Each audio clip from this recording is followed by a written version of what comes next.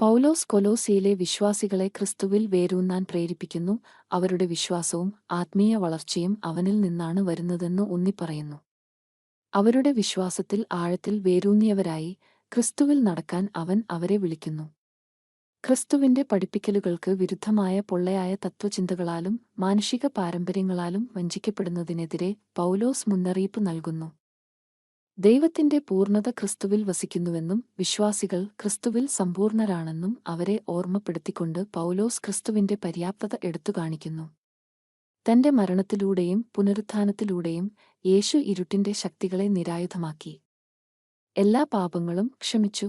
നമുക്കെതിരെയുള്ള കുറ്റാരോപണങ്ങളുടെ രേഖ കുരിശിൽ തറച്ചു. നിയമവാദത്തിന്റെയും മാനുഷിക നിയന്ത്രണങ്ങളുടെയും അപകടത്തെ പോൾ പിന്നീട് അഭിസംബോധന ചെയ്യുന്നു. ഭക്ഷണം, പാനീയങ്ങൾ, ഉത്സവങ്ങൾ അല്ലെങ്കിൽ ശബ്ബത്ത് നിയമങ്ങൾ എന്നിവയെ അടിസ്ഥാനമാക്കി ആരെയും വിധിക്കാൻ അനുവദിക്കുന്നതിനെതിരെ അദ്ദേഹം മുന്നറിയിപ്പ് നൽകുന്നു. കാരണം ഇവ ക്രിസ്തുവിൽ നിവൃത്തിയേറിയതിന്റെ നിഴലുകൾ മാത്രമാണ്.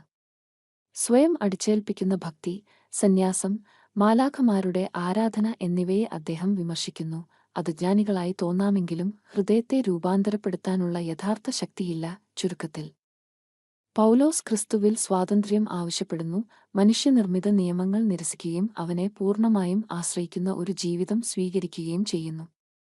ആത്മീയ വളർച്ചയുടെയും യഥാർത്ഥ വിമോചനത്തിന്റെയും ഉറവിടം ക്രിസ്തു മാത്രമാണ്. കൂടുതൽ വീഡിയോകൾ കാണാൻ ലൈക്ക്, ഷെയർ, സബ്സ്ക്രൈബ് ചെയ്യുക.